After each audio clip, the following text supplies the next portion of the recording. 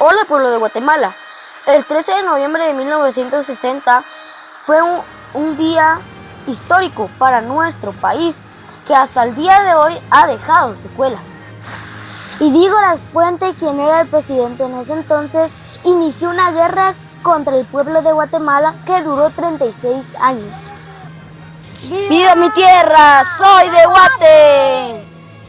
El conflicto armado interno en Guatemala fue un conflicto bélico de 36 años, librado en este país centroamericano entre 1960 a 1996, dentro del marco de la Guerra Fría entre el bloque capitalista de los Estados Unidos y el bloque comunista de la Unión Soviética.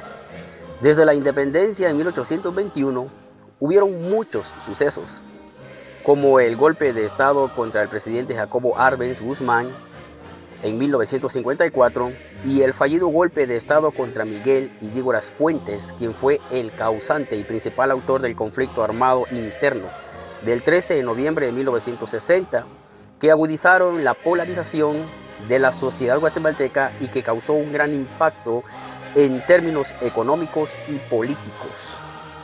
Ahora bien, ¿cómo inició este conflicto armado? Pues bien, todo empezó porque Dígoras Fuentes autorizó el entrenamiento en Guatemala de 5,000 tropas cubanas anticastristas en la finca La Helvetia en Retalhuleu. Se dio estos campos de entrenamiento a los expedicionarios a cambio de las promesas que el gobierno del presidente norteamericano John F. Kennedy le formuló.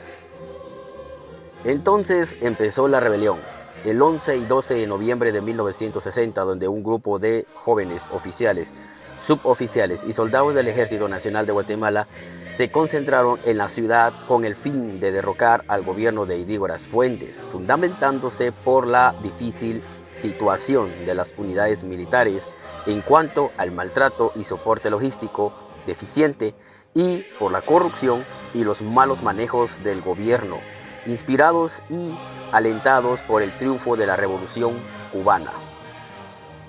Así fue como surgió entonces el movimiento revolucionario en Guatemala, o sea, los guerrilleros o la guerrilla.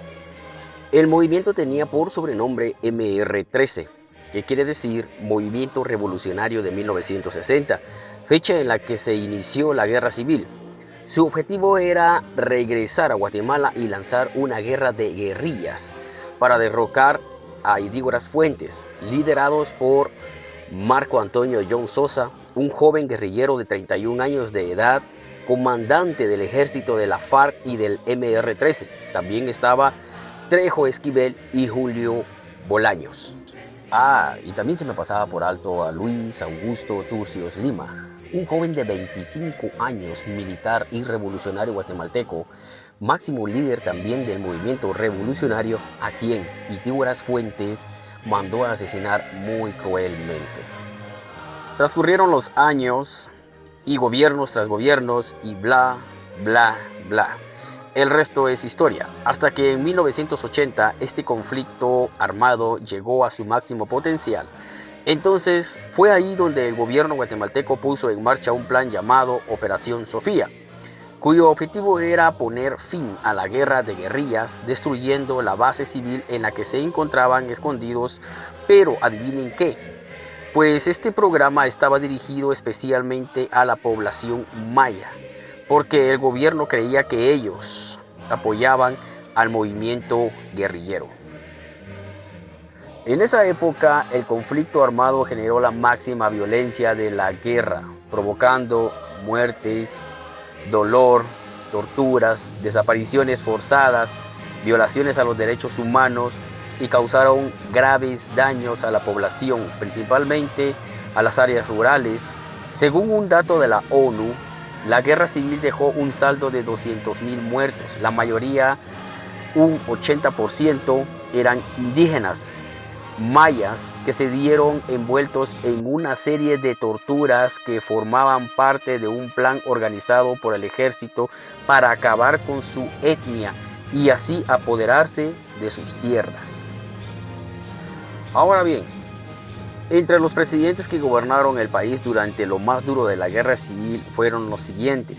Entre ellos está Fernando Romeo Lucas García, también está José Efraín Ríos Montt, sin dejar de mencionar a Óscar Humberto Mejía Víctores y también a Marco Vinicio Cerezo, entre ellos Jorge Antonio Serrano Elías y por último Ramiro de León Carpio, no tomando en cuenta el gobierno de Álvaro Arzú, porque en ese gobierno se firmó la supuesta paz, pero en el periodo de estos personajes que acabamos de mencionar, a excepción de Jorge Serrano Elías, fue donde se vivió lo más duro del conflicto armado y le dejaron un grave daño irreparable a nuestra bella patria. Hablemos un poco de lo que fue la Franja Transversal del Norte y el Triángulo Ixil. Es una región de Guatemala limitada al norte por una línea imaginaria entre el vértice de Santiago en Huehuetenango y Puerto Modesto Méndez en Izabal, y al sur por la Mesilla en Huehuetenango y el lago de Izabal.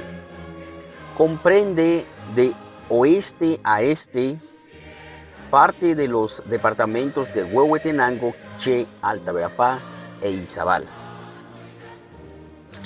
Ahora bien, el Triángulo Ixil es un término militar que se utilizó durante los enfrentamientos. El pueblo Ixil está ubicado entre los municipios del departamento de Quiché. El triángulo abarca más de 2.300 kilómetros cuadrados al norte, en donde se encuentra Santa María Nevaj, San Juan Cotzal y San Gaspar Chajul. Como podemos darnos cuenta, fue este pueblo indígena el mayor afectado porque entre 1982 y 1983, 1.711 indígenas de la etnia maya Ixil fueron asesinados a manos de las Fuerzas Armadas con una intención de exterminio. Quien fue presidente de Guatemala en ese tiempo era el general Efraín Ríos Montt, en las que según fuentes de información afirman que las órdenes fueron dadas por él. Por esa razón fue acusado de genocidio en el año 2013. A Mejías Víctores también se le acusó de la masacre en Plan de Sánchez en el departamento de Baja Verapaz, donde se encontraron 264 personas, y otros hechos en el área Ixil, al menos 11 masacres que dejaron más de 1.000 muertos. Por esa razón se le acusó de genocidio y crímenes de lesa humanidad en el año 2011. Como podemos ver también, Fernando Romeo Lucas García y su hermano Benedicto Lucas García tampoco se quedan atrás, ambos grandes genocidas. Fernando Romeo y Benedicto son los principales autores de haber perpetrado 32 masacres en el Triángulo Ixil, en las cuales fueron asesinados y masacrados 800 personas. Por esta razón es que el 5 de abril de este año 2024 es llevado a los tribunales Lucas García, acusado de genocidio y crímenes de lesa humanidad, tras 40 años de espera para poder hacer justicia. Todos ellos ordenaron el asesinato y la masacre y el exterminio de cientos de indígenas de la etnia Ixil. Tomemos en cuenta que entre los asesinados y masacrados también habían niños y mujeres. Y después de 36 años de conflicto, se firman los acuerdos de paz en 1996 por el gobierno de Guatemala y la Unión Revolucionaria Nacional Guatemalteca, o sea, la URNG, en el periodo del gobierno de Álvaro Arzú. Pero los acuerdos de paz fueron una oportunidad perdida para arreglar el país, porque silenciaron la guerra, pero se quedó el mismo sistema clasista y una guerra política y comunista, donde se acusan y se matan unos a otros por el poder, con la clase más dominante, que es la élite social, y el monopolio que hacen del país una burocracia que impide el desarrollo y el crecimiento de nuestra nación.